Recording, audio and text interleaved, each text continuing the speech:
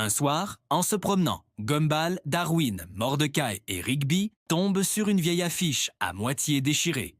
Le carnaval des merveilles, une nuit seulement. L'affiche indique un chemin vers la lisière de la ville. Un carnaval secret? Génial! S'exclame Rigby. Ça a l'air un peu louche, tempère Mordecai. Mais pensez à la barbe à papa, rétorque Gumball.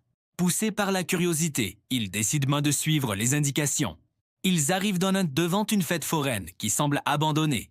Les lumières clignotent faiblement. Une musique désaccordée flotte dans l'air, et il n'y a personne. C'est super glauque, murmure Darwin.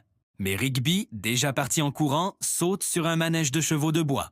Le manège se met en marche tout seul, tournant de plus en plus vite. Les chevaux de bois semblent sourire d'un air menaçant. Gumball et Mordecai parviennent à arrêter le manège et à récupérer un Rigby tout étourdi. Ils décident d'explorer la maison des miroirs. À l'intérieur, leurs reflets commencent à bouger indépendamment, leur faisant des grimaces et des signes. Un des reflets de Gumball sort d'un miroir et commence à leur parler, expliquant que le carnaval est piégé dans une boucle temporelle, revivant la même nuit encore et encore, et que ses habitants, les reflets, en ont assez. Le seul moyen de briser la malédiction est de gagner le grand prix du stand de tir. Le groupe se dirige vers le stand de tir, tenu par un reflet de clown triste. La cible est minuscule et bouge dans tous les sens.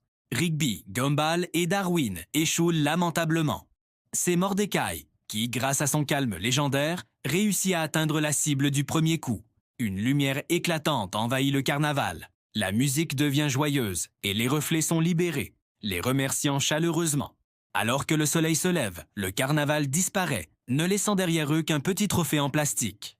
Au moins, on a eu un souvenir, dit Gumball. Rigby, lui, est surtout déçu de ne pas avoir eu de hot dog.